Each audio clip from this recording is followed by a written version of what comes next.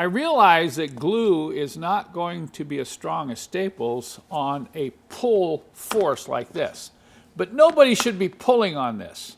In fact, if somebody pulls on this, it's probably better that the glue break free than the pin breaks off. So we're going to use a very strong trim cement. You don't want to use something like epoxy because epoxy over time is very hard and it'll tend to break loose from the wood here.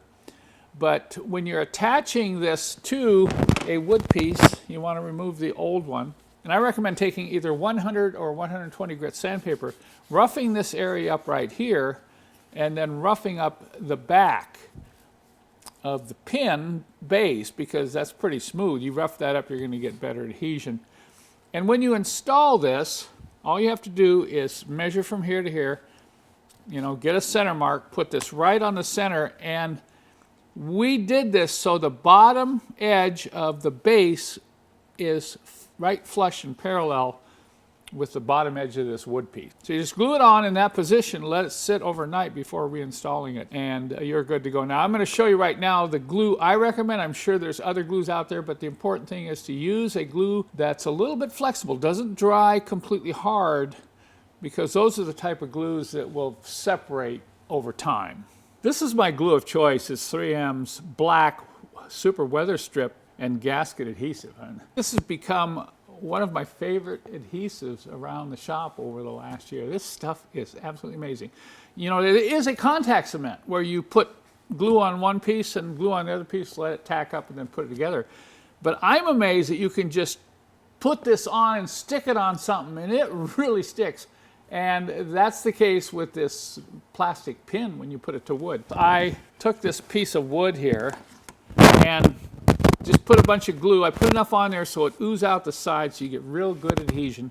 And I just pushed it down. I didn't let the two halves tack up and use it as a contact cement. So I'm going to grab a pair of pliers now. And I haven't done this before, so I don't know if I'll break the pin off. But I'm going to put quite a bit of twist to that. See that? And I'll break the pin before that glue comes loose. Look at that. It's not budging. So this will work. I'm not going to rough this up for this video, but I would have roughed this up, and rough this up is I will just take the glue like this. Let's say I've already marked the center line, which I haven't done there, but you understand. And I'll put enough on here so that it's going to ooze out the sides.